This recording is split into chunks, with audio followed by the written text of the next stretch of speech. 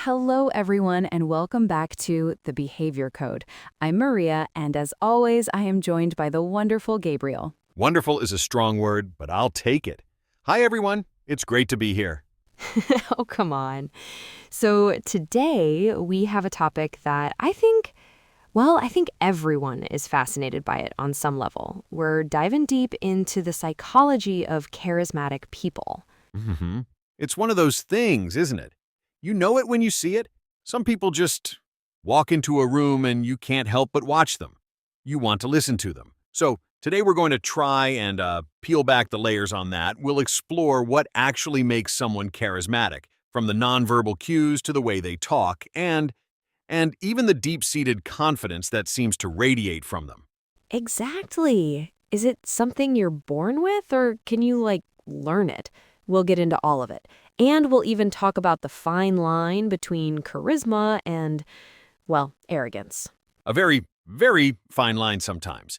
So stick around because we're going to decode what makes these magnetic personalities tick. All right, so let's just jump right in. Gabe, when you think of charisma, what's the first thing that comes to mind? What is it, really? That's the million-dollar question. I think for me, it's a presence. It's not just about being a good speaker or being attractive. It's a kind of energy.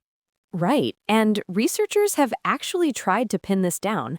A lot of the science points to this powerful combination of two key traits: warmth and competence. Warmth and competence. Okay, break that down. Okay, so warmth is all about being seen as approachable, empathetic, trustworthy.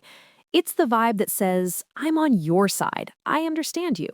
It makes people feel safe and seen. Right? So they're not intimidating. Exactly. But if you only have warmth, you might just be seen as nice. The other half of the equation is competence. This is about being seen as powerful, effective, and intelligent. It's the part that makes people think, this person knows what they're talking about. I should listen. Okay. That makes total sense. Because if you have only competence, you can come across as cold or robotic or, like you said, arrogant. But if you have only warmth, you might be liked but not necessarily respected or followed. You nailed it. Charisma lives in that sweet spot where people trust you and respect you. They like you and they believe in you. And that speaks to what I was saying about a magnetic presence. When someone has both of those qualities, you just gravitate towards them. It's like they have their own little gravitational field. They make you feel comfortable because of the warmth, but also inspired because of the competence. Oh, I love that, a gravitational field. Think about think about a great teacher you had in school. They were probably warm and approachable. They made you feel like you could ask any question, Mr. Davison, history class. Totally. right? But they also knew their subject inside and out. Their passion and knowledge, that was the competence. And you just hung on every word. You wanted to learn from them. That's charisma in a classroom. Yeah, absolutely. Or, it could be simpler, like a bartender or a barista who just has this incredible way with people. They remember your name, they ask about your day, that's the warmth. But they're also amazing at their job, super efficient, they make a perfect drink every time. That's the competence. And you find yourself choosing that coffee shop over others just to interact with them for a minute. That is such a perfect example. It's not about being famous or powerful. It's about how you make people feel, moment to moment. That combination of making them feel good and also, I guess, secure in your ability. Totally. It's a fundamental social skill. And from an evolutionary perspective, this makes perfect sense. We're wired to seek out leaders who seem both benevolent, that's the warmth, and capable of protecting the tribe and finding resources, that's the competence. It's a survival instinct.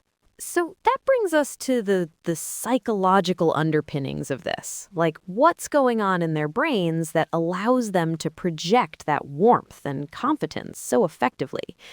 A huge part of it is what psychologists call social intelligence. Right. Which is different from, like, book smarts. Totally different. Social intelligence is the ability to understand and navigate social situations.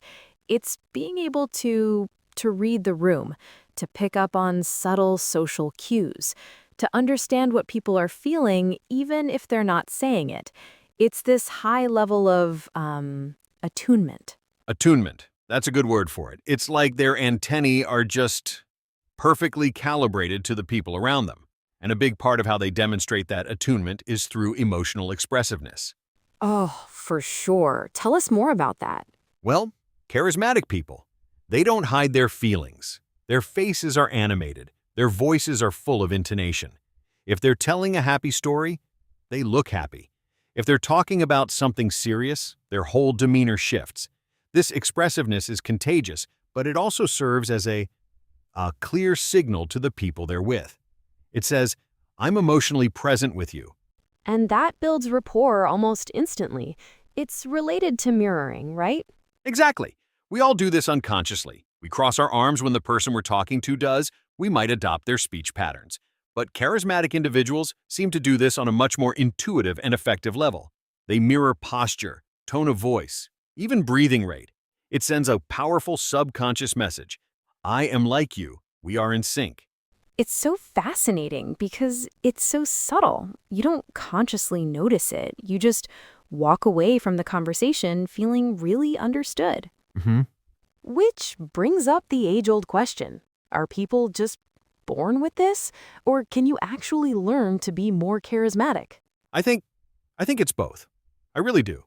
I think some people, just by virtue of their temperament, might be naturally more extroverted or more emotionally expressive. They have a head start, let's say. I'd agree with that. But so many of these are actual behaviors. They're skills. You can learn to be a better listener. You can practice making more eye contact. You can consciously work on your storytelling. It's not like you're faking it, but you're building a muscle. That's a great way to put it. Building a muscle. It might feel awkward at first, like the first time you go to the gym. But over time it becomes more natural, more integrated into who you are. So it's not about a personality transplant, it's about enhancement. Totally. And a huge part of this is the nonverbal stuff.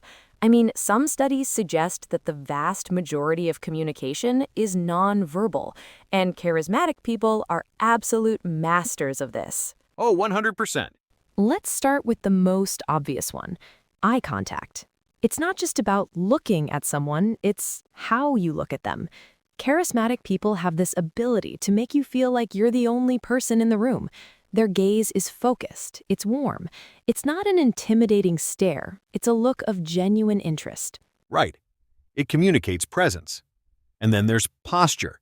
They tend to have open body language. They take up space, but not in an aggressive way. Their shoulders are back. They're not fidgeting. It projects confidence and ease, which in turn makes the people around them feel more at ease. And even the really subtle stuff, like micro expressions, they are incredibly skilled at both displaying and reading these fleeting facial expressions. They'll notice that split-second flash of doubt or confusion on your face, and they'll address it, maybe by saying, "Does that make sense?" Or, "You look a little unsure."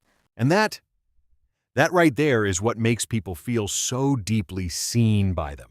It's the feeling that this person isn't just hearing my words, they're seeing my emotions. They're paying attention on a whole other level. Yeah, and it's not just visual, right? The auditory side is just as important. Absolutely. The vocal component is massive. Think about the most charismatic speakers you've heard.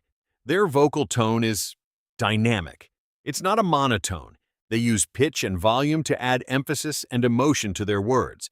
They can bring their voice down to a near whisper to draw you in and then raise it to convey excitement. It's like music. And the pacing. They use pauses so effectively. A well-placed pause can build suspense, give listeners a moment to absorb a key point, or add a sense of weight and thoughtfulness to what they're saying. They aren't afraid of silence. That's such a key point. Most people rush to fill silence because it makes them uncomfortable.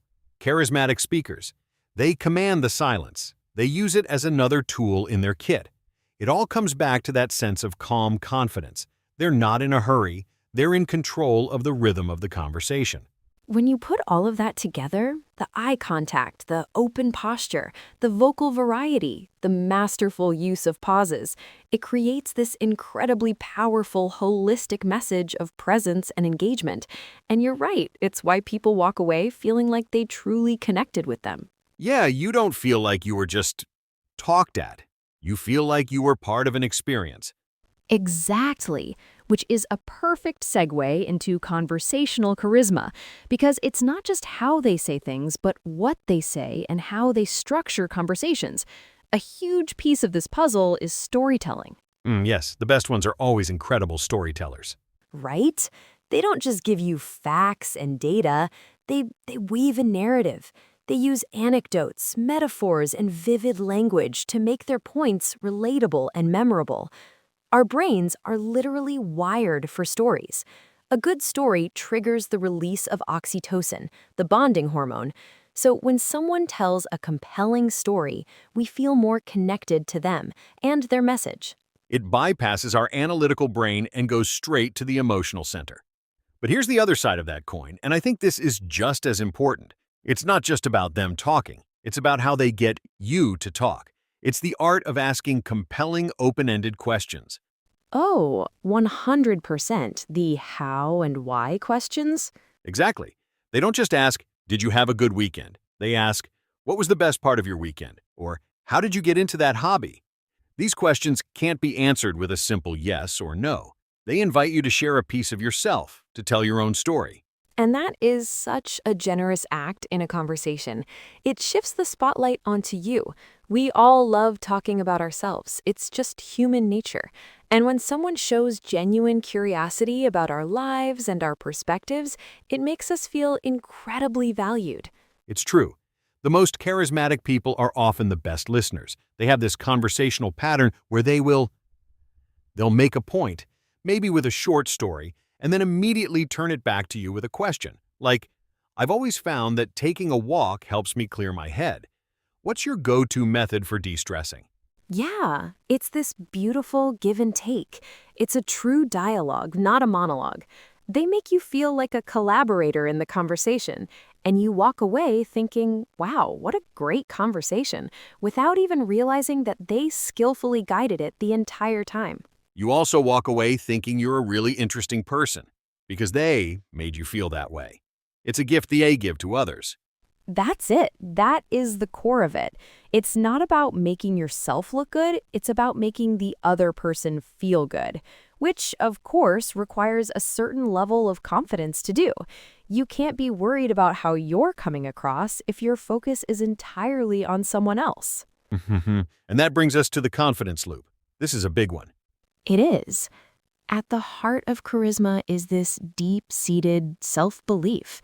It's not arrogance, but a quiet, stable sense of one's own value and competence.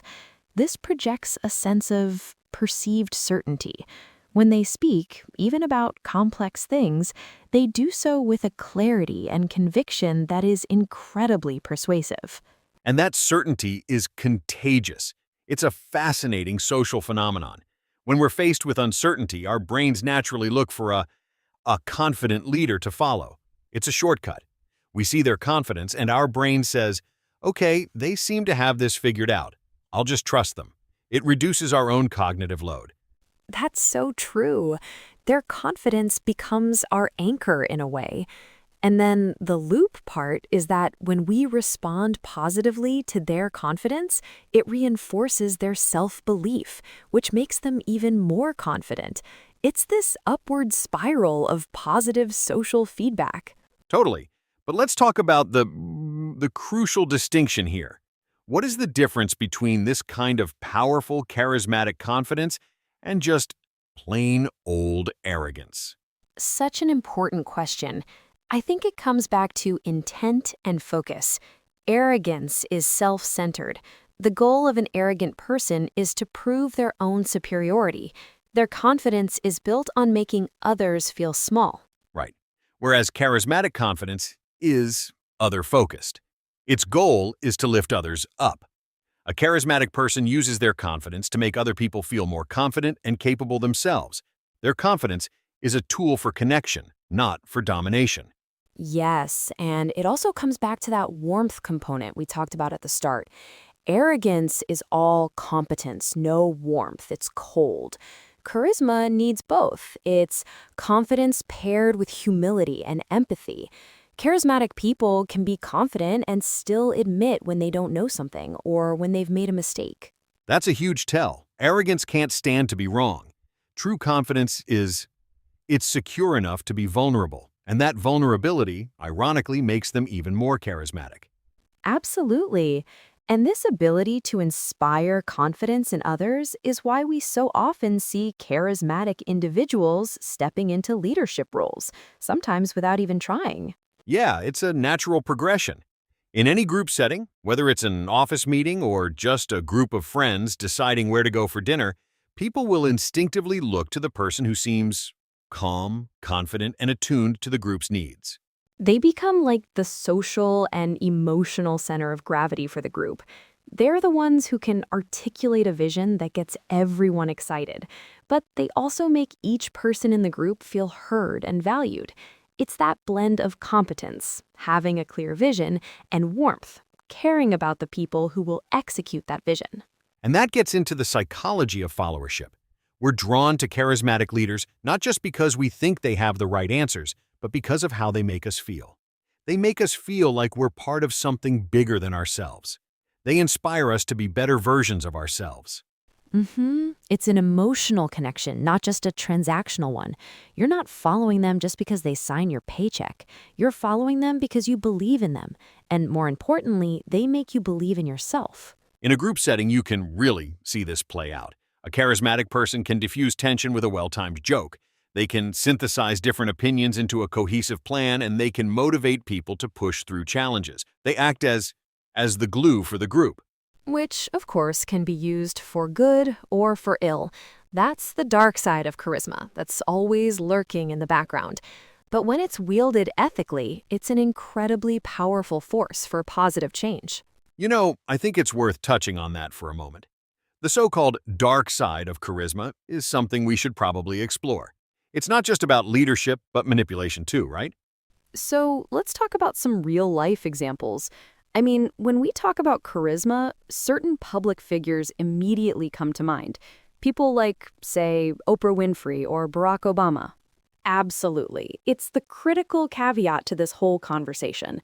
All the tools we've discussed, the storytelling, the mirroring, the projection of confidence, they are tools. And like any tool, they can be used to build or to break. When charisma is divorced from empathy and ethics, it can become a powerful weapon for manipulation. Oh, absolutely. Classic examples. Take Oprah. When she interviews someone, it's a masterclass in attunement. The way she leans in, nods, her focused eye contact, she makes that person feel completely safe and understood. That's immense warmth. But she also runs a massive media empire and is an incredibly savvy businesswoman. That's the competence. She has both in spades. Mhm. And with someone like Obama, you really see the vocal charisma. That measured, rhythmic pacing, the use of pauses. He could make a speech about tax policy sound like an epic poem. But again, it's paired with this image of intellectual rigor and calmness under pressure. The competence is never in doubt. Right, but it's not just world leaders. I'd love for our listeners to just take a moment and think about the most charismatic person they know in their own life. It could be a boss, a friend, a family member. That's a great exercise. And when you bring that person to mind, try to analyze it through the lens of what we've been talking about. Do they combine that warmth and competence? How do they use eye contact and body language? Are they a good storyteller? Do they ask great questions? When you start to break it down, you realize it's not just some vague mystical quality. It's a collection of observable and often learnable behaviors. What makes them so compelling is that they seem to perform these behaviors effortlessly and authentically. That's the key word, isn't it? Authenticity. It can't feel like a performance, even if you're consciously practicing the skills. It has to feel like it's genuinely you. Which leads us perfectly to our final segment, practical takeaways. So for everyone listening who wants to cultivate a bit more of this in their own lives, what are some simple, actionable things they can do? I think the number one thing is to practice presence. When you're talking to someone, really be there. Put your phone away. Don't think about what you're going to say next. Just listen. Listen with the intent to understand, not just to reply. That's huge. And a close second would be to get curious. Instead of trying to be interesting, try to be interested. Ask those open-ended questions. Get genuinely curious about the person in front of you. Everyone has a story. Let them tell it to you. And I would add, work on your nonverbals. Simply practicing holding eye contact for a second longer than you're comfortable with can make a huge difference. Stand up straight. Use gestures when you talk. Let your emotions show on your face. And remember, as we've said, this has to be rooted in authenticity and ethical influence. Don't use these techniques to manipulate. Use them to connect. Beautifully said. It's about building genuine bridges with people. Well, that is all the time we have for today.